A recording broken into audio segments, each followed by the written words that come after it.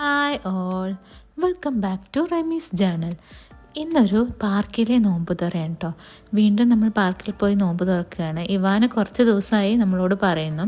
ഇന്ന് സ്നാക്കായിട്ട് പഴംപൊരിയും ഈന്തപ്പഴം പൊരിച്ചതുമാണ് കേട്ടോ. അപ്പോൾ ഇതൊക്കെ പാക്ക് ചെയ്യാണ്.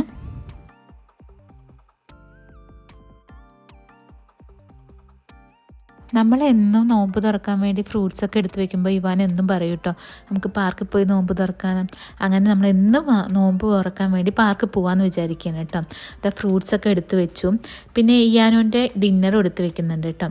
ഓട്സ് ബനാന പാൻ കേക്കാണ് കേട്ടോ. പിന്നെ വാട്ടറും ജ്യൂസും. അങ്ങനെ ഇതൊക്കെ എടുത്ത് വെച്ച് ഞങ്ങൾ ഇറങ്ങുകയാണ് കേട്ടോ.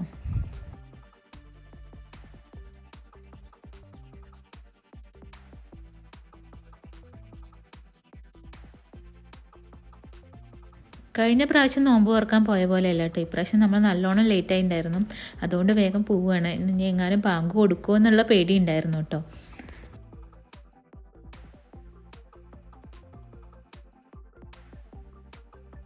കഴിഞ്ഞ പ്രാവശ്യം നേരത്തെ എത്തിയതുകൊണ്ട് ഒരു അരമണിക്കൂർ കഴിഞ്ഞിട്ടാട്ടോ ബാങ്ക് കൊടുത്തത്. പക്ഷേ ഇപ്രാവശ്യം നമ്മൾ ഭയങ്കര ലേറ്റാണ്. അപ്പോൾ നമുക്ക് പാർക്കിംഗ് കിട്ടാൻ കുറച്ച് ബുദ്ധിമുട്ടായിരിക്കും കേട്ടോ. വീക്കെൻഡ്സിൽ പ്രത്യേകിച്ച് കുറവായിരിക്കും.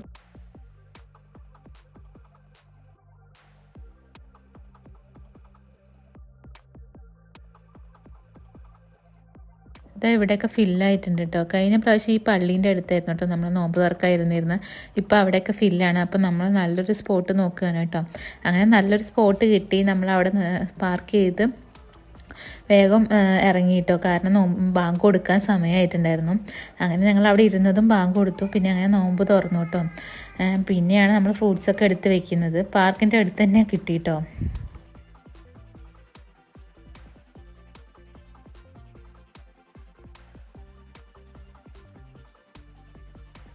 അങ്ങനെ ഫ്രൂട്ട്സൊക്കെ എടുത്ത് വെച്ച് ഞങ്ങൾ കഴിക്കാൻ കേട്ടോ. പിന്നെ ഇവാനു കളിക്കാൻ പോയി. നല്ല കാറ്റുണ്ടായിരുന്നു കേട്ടോ. ഞങ്ങൾ അത്ര പ്രതീക്ഷിച്ചില്ല എത്ര തണുപ്പുണ്ടാവുമെന്ന്. പിന്നെ ഇവാനു ഈ പൂച്ചനെ നോക്കിക്കൊണ്ടിരിക്കുകയാണ് കേട്ടോ.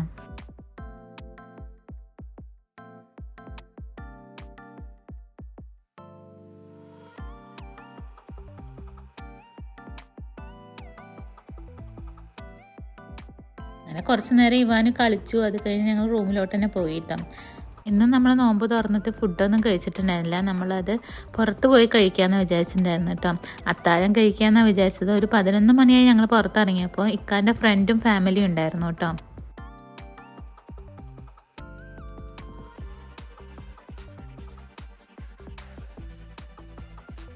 അങ്ങനെ ഞങ്ങൾ അത്താഴം കഴിക്കാൻ വന്നത് മൽബ്രിസ്ക്കാണ് കേട്ടോ. ഇവിടുത്തെ ഫുഡ് നല്ല ടേസ്റ്റാണ്. ഇവിടെ വന്നാൽ പിന്നെ ഒരു 10-20 മിനിറ്റെങ്കിലും വെയിറ്റ് ചെയ്യേണ്ടി വരും കേട്ടോ. അങ്ങനെ ഞങ്ങൾ കുറച്ച് നേരം വെയിറ്റ് ചെയ്തിട്ടാണ് കേട്ടോ നമുക്ക് സീറ്റ് കിട്ടിയത്. അങ്ങനെ ഞങ്ങൾ വെയിറ്റ് ചെയ്ത് സീറ്റ് കിട്ടിയിട്ടോ. ഇന്ന് നമ്മൾ കഴിക്കാൻ പോകുന്നത് നെയ്ച്ചോറും പള്ളിക്കറിയാണ് കേട്ടോ. പിന്നെ ചിക്കൻ ബിരിയാണിയും ബീഫ് ഫ്രൈയും ചിക്കൻ ഫ്രൈയും ഒക്കെ ഉണ്ട്.